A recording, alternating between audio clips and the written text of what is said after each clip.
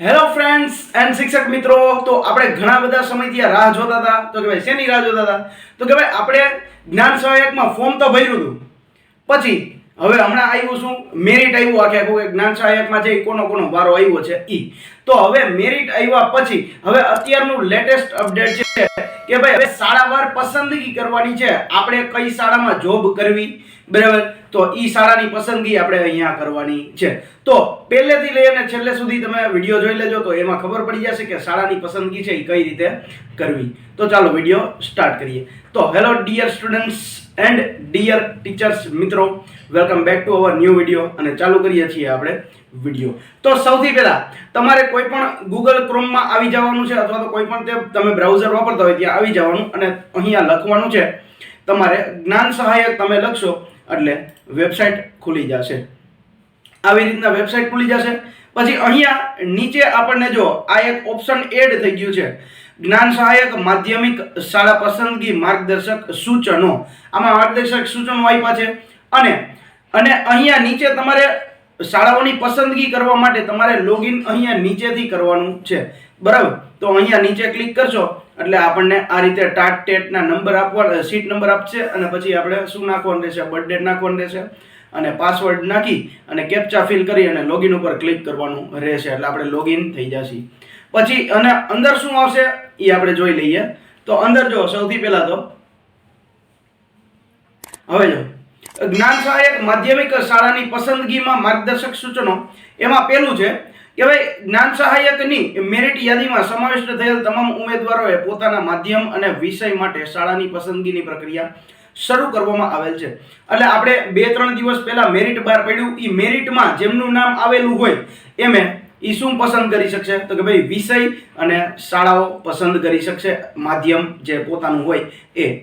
પછી જ્ઞાન સહાયકમાં માધ્યમિક એટલે કે ભાઈ ભરતીના પોર્ટલ પર માધ્યમવાર વિષયવાર ખાલી રહેતી જગ્યાઓ પર યાદી મૂકેલી છે, અને મેરિટ યાદીમાં સમાવિષ્ટ ઉમેદવાર આ યાદીનો અભ્યાસ કરે તે ઈચ્છનીય છે.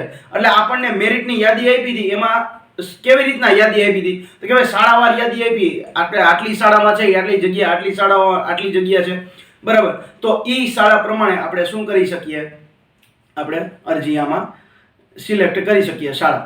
પછી જ્ઞાન સહાયક પોર્ટલ પર ડેશબોર્ડ પર ક્લિક કરતા સ્કૂલ સેક્શન, જો તમારે પેલા ડેશબોર્ડ આવશે, એ ડેશબોર્ડ ઉપર તમે ક્લિક કરશો, ત્યાં સ્કૂલ સેક્શનનો વિકલ્પ જોવા મળશે. સ્કૂલ સેક્શન ઉપર તમે ક્લિક કરશો, જેના પર ક્લિક કરી યાદીમાંથી ઉમેદવાર જિલ્લાવાર અને તાલુકાવાર શાળાઓની યાદીમાંથી શાળા પસંદ કરી શકશે, અને અગ્રમિતાનો ક્રમ છે એ શું આપી શકશે, નક્કી કરી શકશે. એટલે ભાઈ કઈ શાળાને તમે પ્રાયોરિટીમાં રાખો છો, કે ભાઈ તમારા જે તમે શહેરમાં રહેતા હોય એના નજીકની શાળા કે પછી એના બહારની શાળા તમે પસંદ કરશો. તો આ રીતે પ્રાયોરિટી ક્રમ આપવાનો રહેશે. અને શાળા પસંદ કર્યા બાદ યાદી છે એ સેવ કરવી ફરજિયાત છે. હવે શાળાની પસંદગી કરી નાખી પછી સેવ બટન ઉપર ફરજિયાત ક્લિક કરજો. જો સેવ બટન ઉપર ક્લિક નહીં કર્યું હોય તો યાદી છે એ રદ ગણાશે. પોર્ટલ પરથી ઉમેદવાર જિલ્લાવાર અને તાલુકાવાર છે એ શાળાઓની યાદીમાંથી શાળા પસંદ કર્યા બાદ વ્યૂ સ્કૂલ સેક્શન પર ક્લિક કરી અને પસંદ કરેલી તમે જેટલી શાળા પસંદ કરી હશે એ બધી શાળાઓની તમે શું જોઈ શકશો, યાદી જોઈ શકશો. તેમજ પસંદ કરેલ શાળાઓનો અગ્રમિતાનો ક્રમ છે એટલે કે પ્રાયોરિટીમાં ફેરફાર કરી શકાશે. હવે એકવાર તમે પ્રાયોરિટી આપી દીધી અને પછી તમે જો વ્યૂ સ્કૂલ ઉપર જોયું કે ભાઈ મારે છે આ ત્રીજી છે શાળા, એ મારે બીજા નંબર ઉપર લેવી અથવા પહેલા નંબર ઉપર લેવી છે, તો પણ તમે ફેરફાર કરી શકશો. અને જો ઉમેદવાર અગ્રમિતાનો ક્રમમાં ફેરફાર કરે છે તો યાદી પાછી ફરીથી સેવ બટન ઉપર ક્લિક કરવું ફરજિયાત છે. નકર પહેલા જે તમે સિલેક્ટ કરી હતી એ જ યાદી રહેશે, એમાં કાંઈ ફેર થશે નહીં. ઉમેદવાર શાળા પસંદ કર્યા બાદ વ્યૂ સ્કૂલ સેક્શન પર ક્લિક કરી પસંદ કરેલી શાળાઓની યાદી શાળામાં પ્રાયોરિટીમાં ફેરફાર કરી શકશે. અને જો ઉમેદવાર અગ્રમિતાનો ક્રમ ફેરફાર કરે તો પછી સેવ બટન ઉપર ક્લિક કરવું ફરજિયાત છે. જો કોઈ ઉમેદવાર યાદી સેવ કર્યા વગર સીધું જ સેવ એન્ડ કન્ફર્મ ઉપર ક્લિક કરશે તો જે અગ્રમિતાનો ક્રમ સાથે શાળા પસંદ કરેલી હશે તે મુજબની જ કન્ફર્મ થઈ જશે. પછી તેમાં કોઈ પણ જાતનો ફેરફાર થશે નહીં. એટલે તમારે જોઈ લેવાનું સૌથી પહેલા કે ભાઈ મારે પહેલી સ્કૂલ આ જ રાખવી છે, બીજી સ્કૂલ આ જ રાખવી, ત્રીજી સ્કૂલ આ રાખવી, ચોથી સ્કૂલ આ રાખવી. આ બધું જોઈ લીધા બાદ તમારે સેવ એન્ડ કન્ફર્મ પર ફરજિયાત ક્લિક કરવાનું થશે, નકર તમારું આડાવડું બધું થઈ જશે. શાળા પસંદગીની સમગ્ર પૂર્ણ કર્યા બાદ તેમાં દરેક ઉમેદવારે સેવ એન્ડ કન્ફર્મ ઉપર આપણે ક્લિક કરવાનું રહેશે અને આ રીતે શાળાની પસંદગી થશે. જો અથવા તો ક્લિક નહીં કર્યું હોય તો શાળાની પસંદગી થશે નહીં. ઉમેદવારે પસંદ કરેલા શાળાઓની અગ્રમિતા પ્રમાણે યાદી પ્રિન્ટ કરવા માટે તમારે સ્કૂલ લિસ્ટ પ્રિન્ટ ઉપર તમારે શું કરવાનું રહેશે? ક્લિક કરવાનું રહેશે. આવું ઓપ્શન છે સ્કૂલ લિસ્ટ પ્રિન્ટનું, તો એ તમારે આપણે શું કરવાનું રહેશે? ક્લિક કરવાનું રહેશે. એટલે ત્યાંથી આખી આપણી જેટલી શાળા સિલેક્ટ કરી છે એ બધા શાળાની યાદી શું મળશે?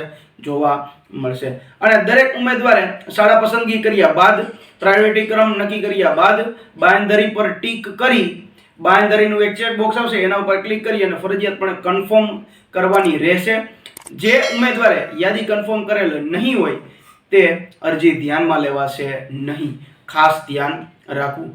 તો આપણે મેરિટ લિસ્ટ આવી ગયું, એના પછી હવે આપણે કઈ શાળામાં જોબ કરવાની છે તો પ્રાયોરિટી ક્રમ આપણે નાખવાનો કે ભાઈ પહેલી આ શાળા, બીજી આ શાળા, ત્રીજી આ શાળા. તો આ રીતે આપણે આખું કન્ફર્મ કરી અને આપણે પ્રિન્ટ કાઢી લેવાની છે. બરાબર. તો આઈ હોપ કે તમને આ વિડીયોમાંથી ઘણી બધી ખબર પડી હશે. તો હવે વિડીયો સારો લાગ્યો હોય તો વિડીયોને લાઈક કરી દેજો. આમાંથી કાંઈ પણ તમને જાણવા મળ્યું હોય વિડીયોમાંથી તો ચેનલને સબસ્ક્રાઇબ કરી દેજો. અને તમારા એવા કોઈ મિત્રો હોય, શિક્ષક મિત્રો હોય કે જેમને જ્ઞાન સહાયકમાં ફોર્મ ભર્યું હોય અને એમને સ્કૂલ સિલેક્શનની ખબર ન હોય તો વિડીયો શું કરી દેજો? શેર કરી દેજો. બાકી મળીએ આપણે કંઈક આવા જ અલગ ટોપિક સાથે. ત્યાં સુધી થેન્ક યુ.